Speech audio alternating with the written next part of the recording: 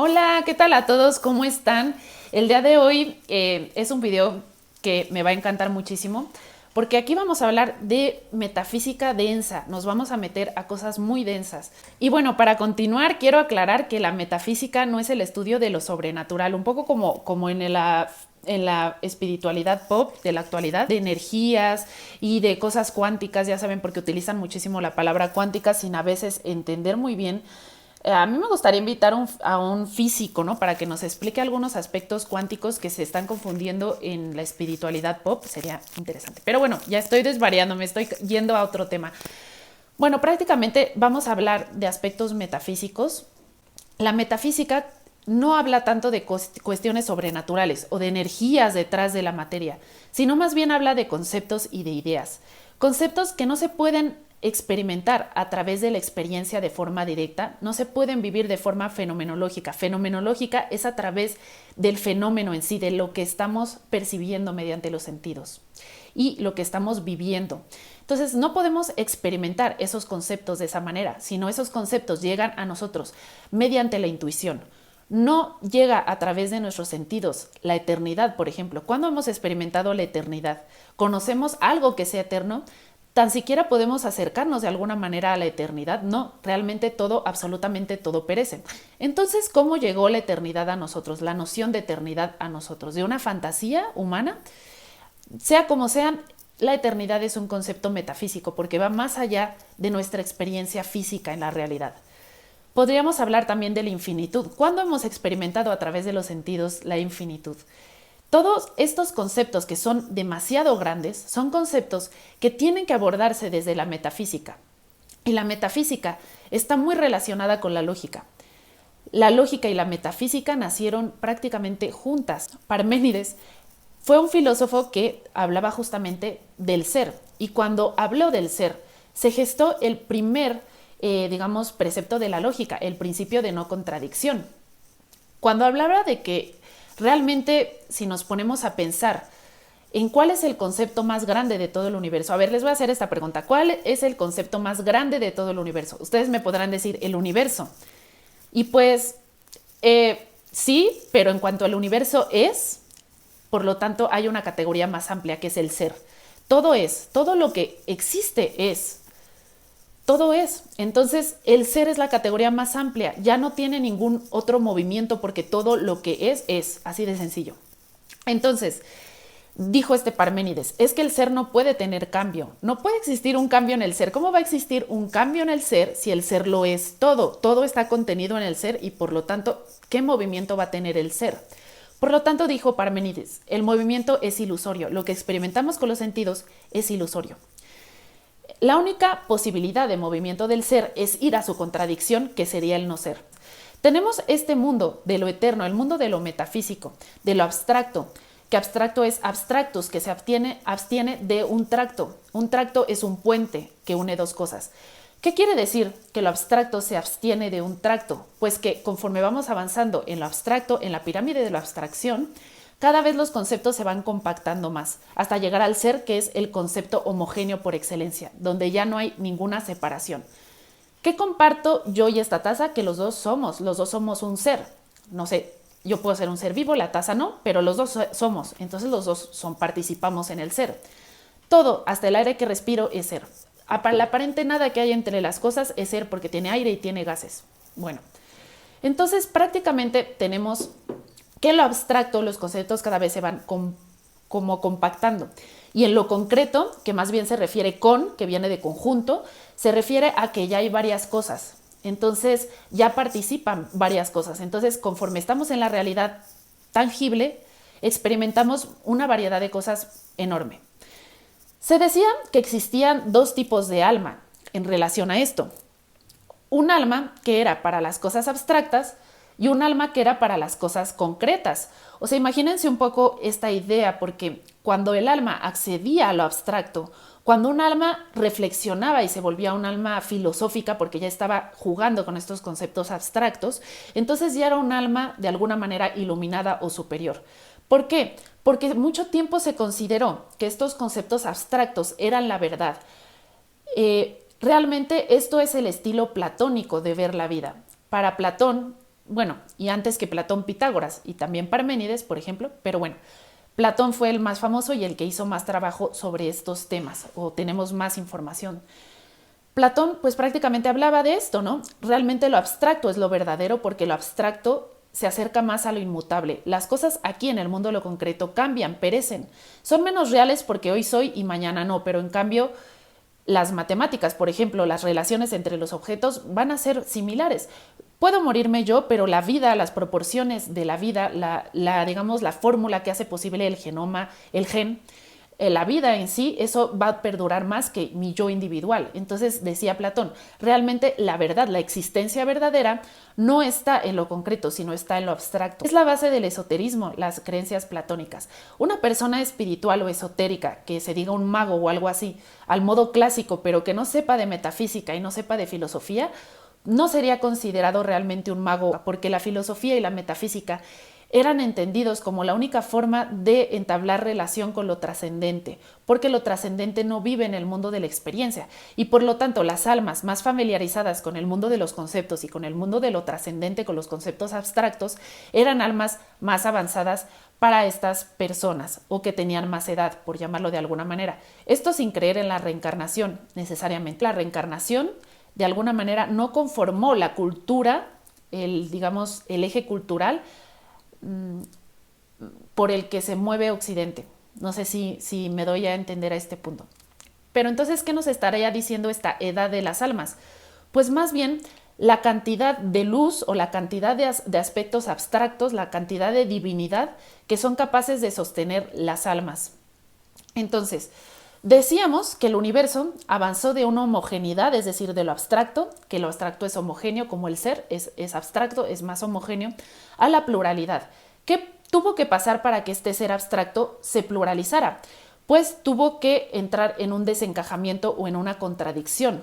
Y ahí es donde viene la palabra universo, uno y versus. Uno, pero a la vez versus, o sea, está en movimiento, pero a la vez es uno. Eso ya de por sí es una contradicción. La palabra universo ya tiene dentro de sí una contradicción muy importante. Por lo mismo de lo que hablaba Parménides, el ser no puede moverse, el uno no puede moverse. Lo que encierra todas las cosas no puede tener movimiento. Entonces, universo encierra todas las cosas porque es todo lo existente en el universo, pues es parte del universo. Pero a la vez versus, que siempre está en un acto de girar o en movimiento. Entonces, ya de por sí, en esa palabra ya hay un desencajamiento, ya hay una contradicción. En todas las estructuras metafísicas del esoterismo, se habla muchísimo de las dualidades y de cómo estas dualidades son el principio de nuestra realidad. Pero la primera dualidad que podemos encontrar es la dualidad entre el ser y el no ser, que es una contradicción suprema, porque es la negación de algo, pero una negación súper tajante. Por ejemplo, la noche no es necesariamente negación del día, ya que en realidad, por ejemplo, el día solamente es que la oscuridad se va desvaneciendo. Llega un punto donde es casi noche y casi día. Pero en cambio, conforme vamos avanzando a los conceptos abstractos, entramos a contradicciones mucho más exageradas, porque el ser pasa a ser no ser, es su movimiento. Entonces es como pasar de blanco a negro de manera brusca. Bueno, estamos hablando de que existimos en un universo desencajado. ¿Y para qué el ser quiso desencajarse? Ahí podríamos hablar de filósofos como Mailander, que hizo una historia súper poética de por qué Dios o el ser trascendente, o sea, la unidad quiso pasar a ser la pluralidad. Pues prácticamente dice que lo que pasó es que ese universo se suicidó de pasar al ser a pasar la nada. Pero aquí yo, digamos, argumento que en ese ser no corría el tiempo. O sea, en ese ser no corre el tiempo. ¿Por qué no corre el tiempo? Porque estábamos diciendo que en ese ser no había movimiento. Ese ser era homogéneo. No hay movimiento porque no hay cambio. Imagínense un apeiron como el que hablaba Anaximandro, que decía todas las cosas están en una pasta como en un caldo, todas juntas y no hay como una diferenciación. Entonces, hagan de cuenta que ese ser, ese uno, pues no tenía como tal un movimiento. Entonces partimos de la plena homogeneidad. Lo que tiene que hacer para obtener movimiento, para pasar de ese ser, a ser el universo, pues esto es un paso muy drástico. Mailander pensaba que se suicidó, se mató para pasar a la pluralidad, que pasó del ser al no ser. Pero aquí entra el problema con esta teoría. Si no existía el tiempo en ese ser, porque ese ser era homogéneo, ¿cómo va a pasar de algo a ser otra cosa? Si en sí mismo ese no puede contener el tiempo, entonces está más allá del tiempo, trasciende el tiempo. Entonces, incluso podría ser que el ser dejara pasar a la nada y en ese momento se crearía el tiempo, pero no antes. El ser no sería afectado por el tiempo, porque el tiempo también es. Entonces, no puede ser afectado por el tiempo, por algo, si ese algo está contenido dentro de sí mismo. No puede generar una afectación porque no existe, en primer lugar, en el mundo de la homogeneidad. El mundo de la homogeneidad es como el blanco, o sea, existen muchos colores y dicen que todos los colores se contienen en el color blanco. El blanco contiene todos los colores. Imagínense de pronto, para hacerles una idea mental de esto, un color blanco que lo cubre todo, que todo está lleno del color blanco. Bueno, el color blanco, para crear los colores que existen en el universo, tiene que separarse. Y para separarse tiene que dejar de pasar algo, en parte el no ser, no completamente el no ser, porque si no pasaría de ser blanco a otra cosa, pero tiene que pasar el no ser para que las cosas se diferencien, para que el rojo diga, no soy azul, yo soy rojo, y el azul diga, no soy rojo, soy azul. Entonces hay una separación entre las cosas. Solo así se pasa del mundo de lo abstracto, de sintracto, al mundo de lo concreto, que es concrescos, o sea, como sustancias unidas. Entonces, cuando hablamos del universo, no estamos hablando como de una cuestión temporal, es decir, primero el ser y después el universo, porque el ser no es afectado por el tiempo, no tiene una narración, entonces no puede haber un desenlace para ese ser. Ese ser va a seguir existiendo, aunque le haya dado paso a la nada, más bien se duplicó. Pasó a ser el ser y al mismo tiempo pasó a ser el universo. Las dos cosas subsistiendo a la vez, las dos cosas funcionando al mismo tiempo. La realidad absoluta y homogénea subsistiendo a la vez que la realidad plural y de las cosas concretas. Entonces, bueno, vemos que ese avance del universo yo lo veo que fue más para una expansión cósmica, porque una cosa es la homogeneidad, es decir, el color blanco que lo estamos metaforizando, y otra cosa es la integración. La integración es cuando muchas cosas diferentes e individuales participan juntas y de tal manera que forman una especie de mosaico. Prácticamente el universo, al dejar pasar a la nada, pasa de ser homogeneidad a multiplicarse a múltiples facetas del ser. Pasó de ser un ser total a tener múltiples facetas del ser, y que estas múltiples facetas del ser puedan relacionarse entre sí, conocerse a sí entre sí, como dicen, el universo se conoce a sí mismo, pero no es un acto simplemente de conocimiento, siento yo, sino es un acto de expansión. Es como un movimiento jupiteriano porque Júpiter es el planeta de la expansión, de cuando el ser se expande, se hincha, por eso Zeus es como el dios de la expansión. Entonces podríamos comparar esta voluntad de este ser con la voluntad de Schopenhauer, con esa voluntad un tanto caprichosa de expandirse, de ocupar más espacio. Si este ser ya era infinito, ¿cómo podría expandirse? Ya era infinito. Pues no, sí existen muchos infinitos. Es un concepto matemático muy interesante. Existen varios infinitos y puede haber un infinito más pequeño y un infinito más grande. Pues la homogeneidad, por más grande que sea y por más infinita que sea, cada una de sus partes representa el todo. Yo puedo tener aquí por ejemplo, ¿qué es homogéneo? Es que sería el mar, por ejemplo. El mar podríamos metaforizar. Sé que no es homogéneo realmente, nada en lo concreto es homogéneo completamente, pero vamos a metaforizar con el mar. Yo puedo agarrar un vasito de agua del mar y más o menos en ese vasito se va a contener todo lo que existe en todo el conjunto del mar. Entonces, lo homogéneo es algo muy chistoso porque en una de sus partes se contiene todo lo que contiene toda la parte. Entonces, es finito y a la vez es infinito. Es raro. Por mucho que sea infinito la homogeneidad, en una pequeña parte ya se va a contener todas las partes que la componen. Entonces, esto está muy limitado porque es infinito, pero a la vez está muy limitado y muy como compactado a tal punto que no existen muchas posibilidades de ser. De hecho, solo hay una posibilidad del ser. Entonces pasamos del 1 al 2 cuando se hace la contradicción del ser-no ser, el primer desencajamiento, y después pasamos al resto de los números, que es la pluralidad, y cómo se va construyendo el universo del 1 hacia la pluralidad y cómo se va fragmentando, ¿no? Hasta llegar al mundo de lo concreto, que es el mundo que estamos experimentando. Entonces, si este paso, digamos, tiene el universo, al menos de una manera racional y lógica, sumamente metafísica, Podríamos hablar de que las almas también participamos en ese movimiento porque decían los antiguos, los seres humanos también somos un microcosmos. De hecho, hay un momento en el nacimiento de las personas que ese momento de nacimiento es, hagan de cuenta, como que el bebé nace y no distingue su ser de lo que hay afuera. Realmente no existe una división para él tajante. Él está viviendo en la homogeneidad, en ese momento del universo que era homogéneo, que todo era lo mismo, que el ser participaba en todo. El bebé, como no ha visto el mundo, no ha visto los límites de su ser. Al no conocer los límites de su ser, él se entiende como un ser nada más, o sea, un ser. No, obviamente no se entiende como un ser como concepto, más bien se experimenta como un ser ilimitado porque aún no conoce el mundo de las limitaciones. De hecho, a veces se funde el bebé con la idea de su madre porque no entiende las limitaciones madre y yo, no tiene una noción real de su cuerpo. Esto lo decía Freud, también lo retomó Lacan, entonces es bien interesante. Melanie Klein también lo retomó. Es muy interesante porque esto a mí me hace eco con ese momento del cosmos en que estaba en total homogeneidad, el momento del ser trascendente, del ser al modo que lo pensaba Parménides.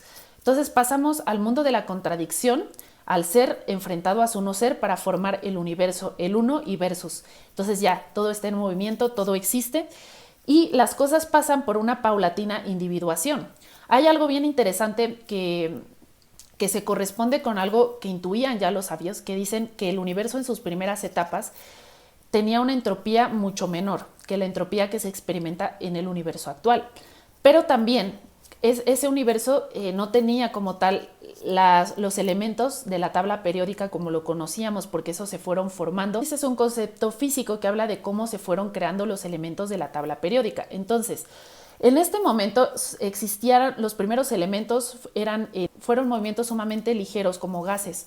Me recordó muchísimo cuando estaba leyendo esto a lo que decía Anaxímenes.